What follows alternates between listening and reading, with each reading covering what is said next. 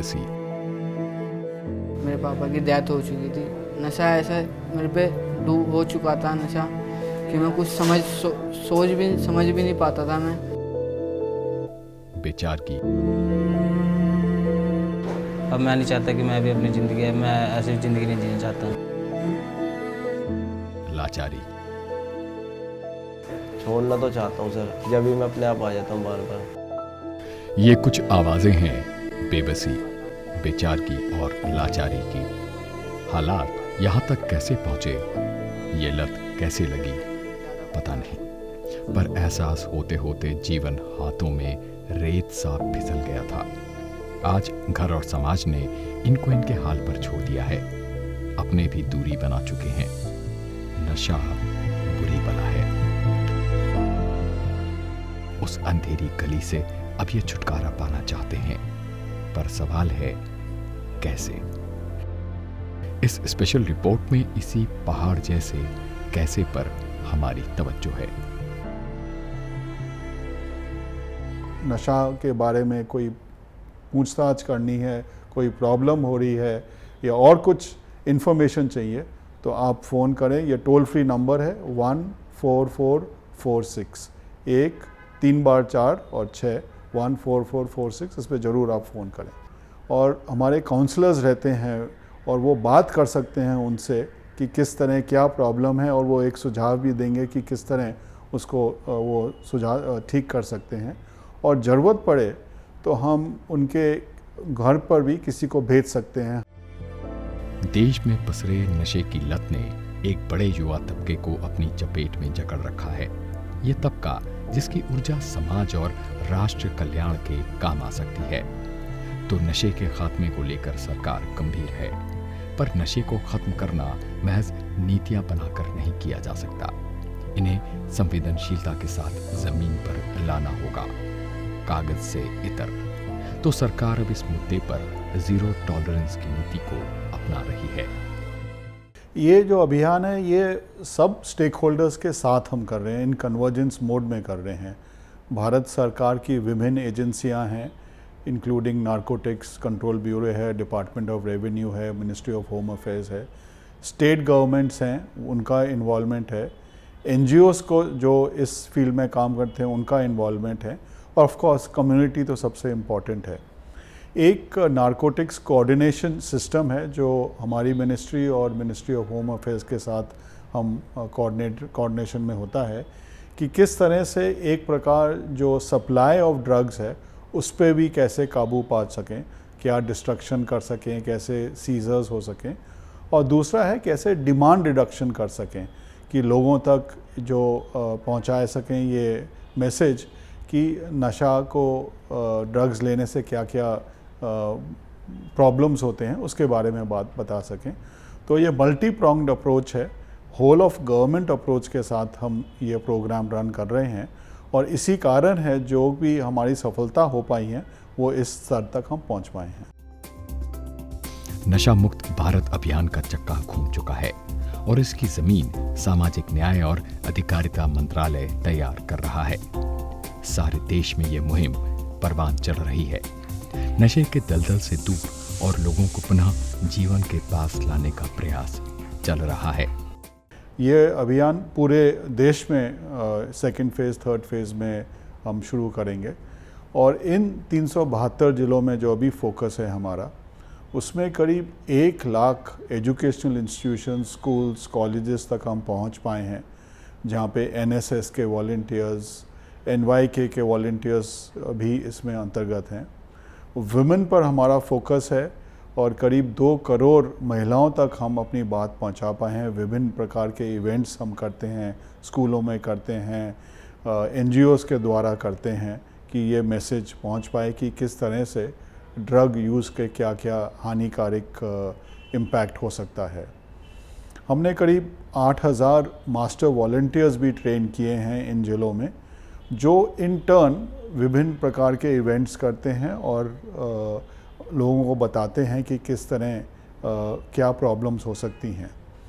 Counselling का भी इसमें एक प्रावधान है, और हमारे करीब 600 डी एडिक्शन सेंटर्स चालू हैं इन सभी जिलों में, जहाँ पे अगर कोई चाहे नशा से मुक्ति पाने के लिए तो वो इन डी एडिक्शन सेंटर्स को भी जा सकता है।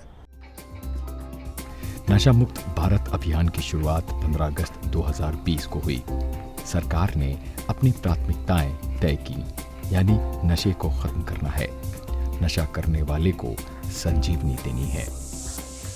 नशा मुक्त भारत अभियान 2020 में प्राइम मिनिस्टर ने इनागुरेट किया 15 अगस्त को, और तब से पूरे हिंदुस्तान में करीब 372 जिलों में ये बड़ी एक्टिवली पार्टिसिपेट कर रहा है और बड़ी एक्टिवली इस पे काम कर रहा है।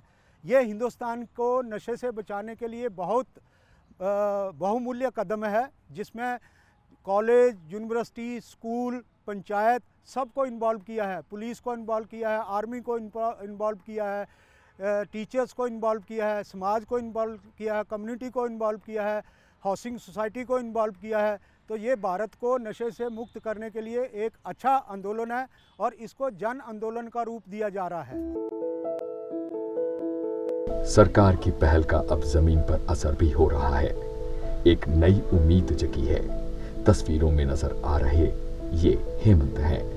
कभी नशे में डूबे रहने वाले हेमंत आज नशे के चंगुल से बाहर आ चुके हैं। कभी जीने की इच्छा छोड़ चुके थे, अब नशे को ये पूरी तरह छोड़ चुके हैं। घर वालों ने अलग ही कर दिया था एक तरह से। एक माँ के साथ रिश्ता बचपन से जुड़ा रहा। बहुत परिस्थिति आई जिंदगी में। पहले तो घर वाले देते थे, फिर थोड़ा सा शरीर ठीक था तो लूटपाट रहा, फिर जब शरीर कमज़ोर हो गया तो चोरी करने लगा, जब चोरी के लायक भी नहीं रहा तो ट्रेन में घूमने लगा। ऐसी ऐसी कंडीशन ड्रग्स के वजह से हुआ, क्योंकि मेरा था कि जब तक 2-2.5 हज़ार का ड्रग्स आपको नहीं मिलता है, आप पूरा 24 घंटा नहीं रह सकते हो। पुलिस अलग ढूंढे, पब्लिक अलग मांगे, जिसके पैसे हमने ले लिए, चुरा लिए, बेच दिए। ऐसे सर ऐसे ये खोला, मैंने भाई तड़प रहा हूँ, ये ले ले भाई, मुझे दे दे। ऐसी ज़िंदगी जी जो पिक्चरों में होता है वो मैं अपने आप पे जिया। वो मुझे अब समझ में आता है कि क्या कर रहा था मैं। हेमंत करीब 2 दशकों तक नशे की गिरफ्त में रहे। इस दौर में दूर चले गए प्रियजन अब फिर इनके जीवन में वापस आ गए हैं। घर वालों ने भी, मदर को भी अपने पास भाई लोग ले गए घर में ताला बंद करके। जाने से भी कोई फ़ायदा नहीं था, और या तो शरीर थोड़ा सा ठीक हुआ था। शीशे के सामने जब जाता तो लगता यार मैं ठीक हो रहा हूँ। एक अंदर से कॉन्फिडेंस आ रहा था कि मैं बिना ड्रग्स लिए भी जी सकता हूँ। और हमारे जैसे ही लोगों ने मुझे समझाया कि भाई तू कर सकता है, बस स्टार्ट कर। नशा मुक्त जीवन जी रहे हेमंत को स्विट्जरलैंड की राजधानी जिनीवा जाने का भी मौका मिला। यहीं इनके जीवन का टर्निंग पॉइंट भी रहा। वहां आयोजित वर्कशॉप में जो सुना, सीखा, हेमंत हमसे साझा कर रहे हैं। वहाँ पे जो नॉन कम्युनिकेबल डिजीज पे जो बात हो रही थी कि एडिक्शन के साथ इसको जोड़कर देखा जाता था तो कैसे होता है। जैसे अभी मेरे पास एक पेशेंट है जो 500 शुगर है, उसका 500 शुगर है, लेकिन अगर 10 रुपया दोगे कि दवाई शुगर का लेके आ तो नहीं ले पाएगा, वो पहले अपना ड्रग्स लेगा। तो ये परिस्थिति है। पी करके लीवर सड़ गया है, इंजेक्शन से इतने जख्म हो गए, लेकिन वो इंजेक्शन वही वाला चाहिए, क्योंकि ऐसा लगता है मर जाएंगे यार हम। तो ये सारी बातें वहाँ पे शेयर करी। वहाँ पे जो अपना ओपिनियन देना था उसमें कुछ ओपिनियन वगैरह दिया गया, उन्होंने बहुत वैल्यू दिया इस बात का। अच्छा लगा उस प्रोग्राम में। और 4 दिन का जो ट्रेनिंग था, जो उन्होंने वर्कशॉप में मुझे सिखाया, उसको मैं आकर के यहाँ पे अपने पे लागू किया और पे लागू किया। मैंने ये सोचा इधर उधर जाने से अच्छा है यार, मेरे जैसे बहुत से लोग बीमार हैं इस नशे में, चलो इनके साथ ही रहते हैं, मैं अपना भी ठीक रखूँगा, इनको भी ठीक करूँगा। तब के बाद विचार भी नहीं आता मन में कि कहीं और नौकरी कर लूँ या किसी और फील्ड में चला जाऊँ। जॉब तो कहीं कुछ भी हो सकता है। संदीप की कहानी भी हेमंत जैसी है। कभी बड़ी मल्टीनेशनल कंपनी में अच्छा काम, अच्छा दाम कमाने वाले संदीप भी नशे की गिरफ्त में आए और सब गंवा बैठे। ये नशा मुक्ति केंद्र का साथ ही रहा कि इनकी जिंदगी वापस पटरी पर आई। बहुत बदलाव देखता हूँ सर। अब कम से कम जो समय मैं नशे में रह करके अपने बीवी बच्चों और माँ बाप को नहीं दे पा रहा था, मैं तो नशे में था, मुझे कुछ नहीं पता मेरे आसपास में क्या हो रहा है। अब मैं उनको देख पा रहा हूँ, उनको समझ पा रहा हूँ, उनके साथ रह कर के जो उनकी इच्छाएं हैं, जो ज़रूरतें हैं, उनको पूरा कर पा रहा हूँ। जो भी मेरे बस में होता है वो उनके लिए कर पा रहा हूँ। क्योंकि ठीक है, पैसा था, चीज़ें खरीद के दे दी बेटे को, बीवी को, माँ बाप को, तो वो सेटिस्फेक्शन कभी आएगा नहीं, ना मुझे कभी आया। लेकिन अब मैं जब साल भर से उनके साथ में रह करके, होश व हवास में रह करके उनको ऑब्ज़र्व कर पा रहा हूँ, वो मुझे बहुत सेटिस्फैक्टरी लगता है। इस लत से परेशान संदीप आशा छोड़ चुके थे, पर फिर जीवन ने एक मौका और दिया। आज ये दूसरों को मदद का हाथ बढ़ा रहे हैं। देखिए सर, फिलहाल तो मैं मुस्कान के साथ में ही जुड़ा हुआ हूँ, क्योंकि मुझे अपनी रिकवरी को बनाए रखना है। क्योंकि कुछ ना करने से कुछ करते रहना बेहतर है। और जितना मेरा 26-27 साल का एक्सपीरियंस रहा है कॉर्पोरेट में, मैं इनके साथ में जुड़ करके इनको दे रहा हूँ, जो मेरे लिए फ़ायदेमंद है। मैं सेल्फिश बन के बोल रहा हूँ कि मैं अपना फ़ायदा देख रहा हूँ मुस्कान के साथ जुड़ करके। सामाजिक न्याय और अधिकारिता मंत्रालय की मदद से चल रहे इस नशा मुक्ति केंद्र में नशे को ना कहने की कहानी अमित की भी है। अमित की कहानी हम आपको एक बार फिर काल्पनिक नाम से बताएंगे। अमित उन लोगों के लिए एक जीता जागता उदाहरण है जो सोचते हैं कि नशा छोड़ना मुश्किल है। बहुत फ़र्क है। जैसे पहले मेरे घर वाले मुझे जो मर्जी उल्टा सीधा बोल देते थे, आज मेरे घर वाले मेरे से कुछ बोलते नहीं है किसी भी चीज़ के लिए। अगर मैं घर वालों से बोल दूंगा ये खाना है वो खाना है, तो मेरे घर वाले मेरे लिए कुछ मना नहीं करते। और पहले मुझे पूछा तक नहीं जाता था कि क्या करेगा। और पहले मुझे लोग बाग गली में मोहल्ले में मुझे ऐसे घूर घूर के उल्टा सीधा बोलते थे। आज वही लोग मेरे पे नज़र उठा के नहीं देखते, दूसरों से मेरे पीठ पीछे ही बोलते कि कैसे बदल गया, इतना अच्छा कैसे हो गया, काम धंधा करता है, मतलब किसी से मतलब नहीं रखता, अपनी ज़िंदगी जीता है। दोबारा ज़िंदगी मिले, अच्छा लग रहा है? हाँ सर, बहुत अच्छा लग रहा है कि ऐसी ज़िंदगी हर किसी को मिले, मुझे नहीं, हर किसी को मिले जो ये ज़िंदगी जी सके। क्योंकि हम ज़िंदगी हमारे नशे के लिए नहीं बनी, जीने के लिए बनी है, उसको ख़राब करने के लिए नहीं बनी हमें। आज अमित उस बदसूरत दौर से आगे बढ़ चुके हैं और अपने इस अतीत को ये फिर याद नहीं करना चाहते हैं। छोटी सी उम्र में ही अमित काफी कुछ खो चुके हैं, सीख चुके हैं, अब बस आगे बढ़ना है। महज 24 वर्ष के अमित को नशा छोड़े आज 3 वर्ष से ज्यादा हो गए हैं। आज ये नए सिरे से जीवन के तार बुन रहे हैं। अब ये स्वस्थ हैं और नशा मुक्ति मुहिम से जुड़े हुए हैं। खाने का ही नशा है मेरा, खाने का ही मन करता है कि कोई ऐसी चीज़ खा लूँ, मतलब अच्छी अच्छी चीज़ें खाने का मन करता है, घर का भी खाओ। मुझे आज इसका नशा है, नशा करने का तो मन ही नहीं करता। उससे डर हो लगता है कि वापस से ही हम वो इतनी ख़राब ज़िंदगी जिएंगे जो पूरे दिन इसी में निकलती थी कि नशा करना है। उसी के जुगाड़ में लगे जाते थे, मैनिपुलेट में लगे जाते थे कि 100 रुपये करने हैं, 200 रुपये करने हैं, सामान कहीं से। हाँ वो नशा कर ले, किसी की चोरी कर ले, हम घर में से पैसा चोरी कर ले, कुछ बेच दे घर का। हम हमारे दिमाग में पूरे दिन यही मैनिपुलेट रहता था, जुगाड़ करते रहते थे नशे का कि हम कैसे नशा करेंगे। रात को भी अगर हम सो रहे हैं तो हम सोते सोते भी यही सोच रहे हैं कि हमें सुबह का नशा कैसे करेंगे। ये कहानियां उम्मीद देती हैं। संघर्ष के बाद जीवन जरूर है, दूसरा मौका है और कुछ भी हो सकता है, उस हौसले का सबब है। और इस परवाज को पंख दे रहा है सामाजिक न्याय और अधिकारिता मंत्रालय। नशा मुक्ति केंद्र में हमें तमाम युवा मिले, चेहरे अनेक पर सफर अमूमन एक जैसा। हमारी मुलाकात रमेश से हुई। ये इनकी असल पहचान नहीं है, अपने असल चोले को ये कहीं पीछे छोड़ देना चाहते हैं। नई शुरुआत के लिए इसे ये जरूरी समझते हैं। पारिवारिक समस्या और उससे पैदा हुआ तनाव रमेश को स्मैक की तरफ ले गया। ये लत इनकी रोजी को भी ले डूबी। धीरे धीरे 5 वर्ष बीत गए, संकट गहराता गया। परिवार वाले समझ नहीं पा रहे थे कि क्या करें। ये एडिक्शन एक बीमारी बन चुका था। इसके बाद इनके परिवार ने इन्हें नशा मुक्ति केंद्र में भर्ती कराया। डॉक्टर्स ने पूरी केस हिस्ट्री समझने के बाद इनकी शारीरिक और मानसिक स्थिति का आकलन किया, जिससे पता चला कि स्मैक इनके स्वास्थ्य को दीमक की तरह चाट रही थी। डॉक्टर्स ने ये जांचा कि इनकी इच्छा शक्ति कितनी मजबूत है। फिर इलाज चला। आज इनके जीवन में फिर उजाला लौटा है। मिल रहे इलाज से रमेश बेहद खुश हैं और एक नई शुरुआत के लिए आतुर हैं। यहाँ पे सर काउंसलिंग करते हैं हमारी, समझाया जाता है हमारे को, और जैसे हमको बाहर नशे से कैसे बचना है उस चीज़ के बारे में बताया जाता है कि उन यारों दोस्तों में मत जाओ, या जहाँ पे नशा बिकता है वहाँ मत जाओ, या जिस चीज़ से आप नशा कर सकते हो उस मॉल में मत जाओ। वो सब चीज़ें यहाँ पे समझाई जाती है सर, ताकि हम नशे से बच सकें।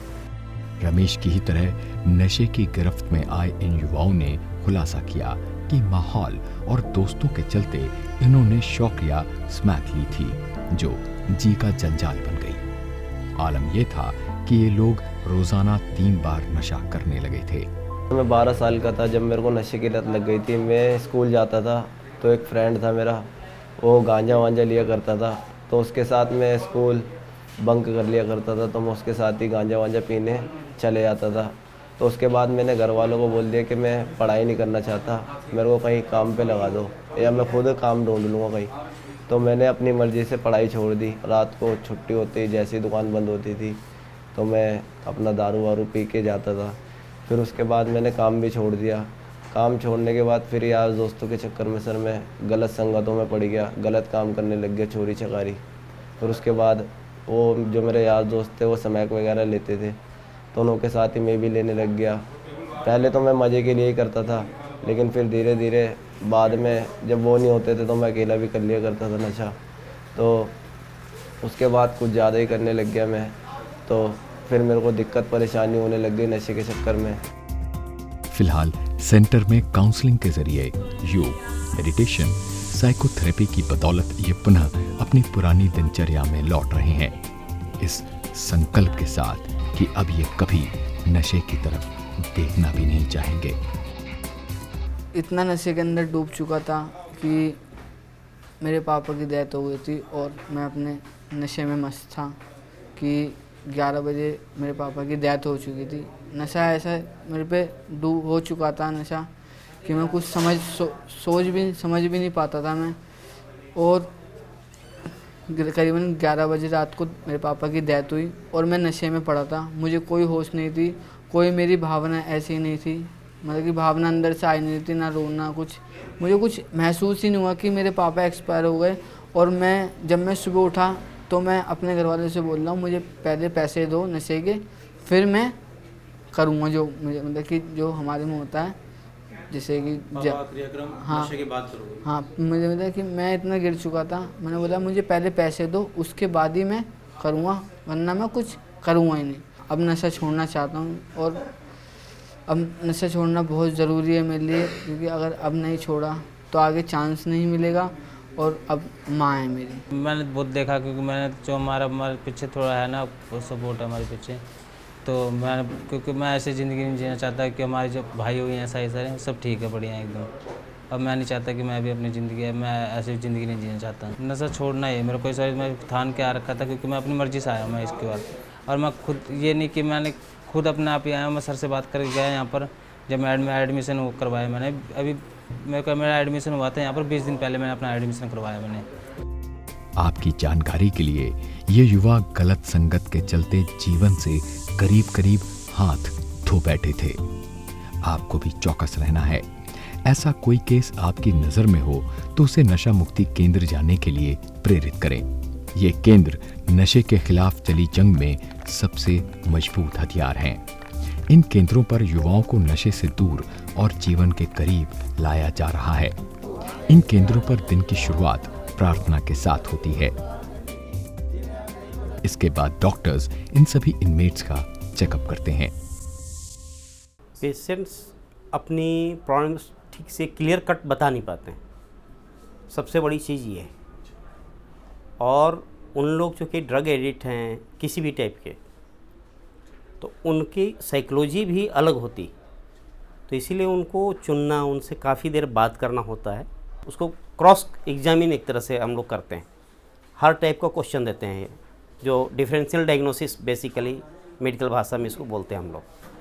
आपको ये चीज़ हो रहा है, नहीं हो रहा है, ये चीज़ हो रहा है, नहीं हो रहा है, तो फिर जाके लास्ट में हम लोग बोलते हैं कि नहीं, इसको ये चीज़ नहीं है, ये चीज़ है, छिपाने। और बाकी कुछ तो टेस्ट हैं, टेस्ट लिखते हैं, टेस्ट होते हैं, तो उसमें आ जाते हैं। डॉक्टर्स के चेकअप के बाद सभी युवा योगाभ्यास करते हैं। योग इन्हें मानसिक और शारीरिक तौर पर मजबूत करता है। जो भी ड्रग एडिक्ट हैं उनको बहुत फ़ायदा होता है, क्योंकि जो शरीर में जाता है ना, उनका गया हुआ है, जो 80% है उनका खून रक्त में मिल जाता है। अब खून कैसे साफ़ होता है? वो एक्टिविटी से साफ़ होता है, क्योंकि हमारी बॉडी किससे बनी हुई है? सेल से बनी हुई है। सेल के अंदर क्या होता है? ऑक्सीजन जाता है, मिक्स होता है और वो पूरे शरीर में फैलता है। तो हमें क्या, जो योगा से हम एक्टिविटी करते हैं, मूवमेंट्स हैं, जॉइंट मूवमेंट्स हैं, तो उसमें क्या सेल क्या क्लीनिंग होती है, वियर एंड टियर होता है। तो अगर हमारी बॉडी, जैसे सपोज हम मकान किससे बनता है? ईंटों से बनता है। हमारी बॉडी सेल से बनती है। अगर उसमें सेल में काम करेंगे तो शरीर कितना मजबूत हो जाएगा। मैंने कई बच्चों को देखा है जो ऐसे पड़े रहते थे, उन्होंने जरा सा मैंने क्रियाएं करवाई, मूवमेंट्स करवाए, वो खड़े हो गए, बोलते मैडम मैं ठीक हो गया हूँ, मुझे अब काम करने का मन करता है, मैं सुस्त नहीं पड़ा रहता हूँ, एक्टिव रहता हूँ। योग के बाद इन सभी की काउंसलिंग की जाती है। नशे को छोड़ने में काउंसलिंग का बेहद अहम रोल होता है। इन युवाओं को नशे को ना कहने की हिम्मत देने के लिहाज से यह सेशन बेहद जरूरी होता है। काउंसलिंग के दौरान इन युवाओं को नशे से शरीर और जीवन पर पड़ने वाले बुरे प्रभाव के बारे में बताया जाता है। उनको समझाते हैं कि नशा करने के क्या क्या नुकसान है, वो बताते हैं। फिर उनके फ़ायदे बताते हैं कि अगर आप यहाँ रहोगे तो यहाँ रह के आप देखो कि आपको क्या फ़ायदा है, बाहर में और यहाँ रह के क्या अंतर है, दोनों चीज़ को बताओ, उन्हें समझाया जाता है और ऐसे करके सारी बातें की जाती हैं उनसे। फिर वो अपने बारे में बताते हैं। कुछ तो किसी को ऐसा है जो टेंशन की वजह से नशा करते हैं, कुछ दोस्तों के चक्कर में पड़ के नशा शुरू कर देते हैं, कुछ ऐसे भी हैं जो इतने पढ़े लिखे हो के भी गलत संगत में आके नशा शुरू कर देते हैं। फिर उन्हें भी समझाया जाता है। तो इस पे हम लोग काम कर रहे हैं। काउंसलिंग के बाद सबको लंच दिया जाता है। भोजन से पहले सब प्रार्थना करते हैं। एक परिवार की तरह खाना खाया जाता है। दोपहर के खाने के बाद केंद्र में ग्रुप एक्टिविटी कराई जाती है। ग्रुप एक्टिविटी के बाद सभी एक साथ बैठकर बातचीत करते हैं। हम बहुत सारे यहाँ पे कार्यक्रम भी करते हैं, जैसे कि लगभग हम लोग मूड मेकिंग का क्लास भी करते हैं, टीवी भी चलाते हैं, क्लास में कुछ अच्छे अच्छे डांस वगैरह का भी प्रोग्राम करते हैं, जिससे उनका मन जो है उस तरफ से हटके उसमें चला जाता है। अगर वो सोचते भी हैं उस चीज़ को नहीं सोचते, कम से कम थोड़ी देर के लिए तो उस चीज़ से बिल्कुल अलग हो जाते हैं। फिर उसके बाद फैमिली के बीच में बैठ के एक दूसरे से शेयर करते हैं, तो एक दूसरे को समझाते भी हैं कि नहीं हमें ये काम नहीं करना चाहिए, हमें यहाँ रह के जो भी फ़ायदा है, बाहर रह के क्या नुकसान, वो सब आपस में बात करते हैं तो उन्हें अच्छा लगता है। हम उनके ऊपर ये सब चीज़ के लिए काम करते हैं। इसके बाद शाम को सभी को बाहर पार्क में ले जाया जाता है, जहां फिर से ग्रुप एक्टिविटी कराई जाती है। तो नशा एक बड़ा छोटा शब्द है, पर देखन में छोटो लागे घाव करे गंभीर। इसका बुरा असर परिवार, समाज और देश पर सीधे पड़ता है। नशा मुक्त समाज एक सामूहिक कृत्य है, तो क्या सरकार और क्या समाज दोनों के कदम ताल से ही इसे नेस्तनाबूद किया जा सकेगा, क्योंकि स्वस्थ युवा बदलाव और एक मजबूत राष्ट्र की सबसे अहम कड़ी है। उसकी रक्षा करनी ही होगी।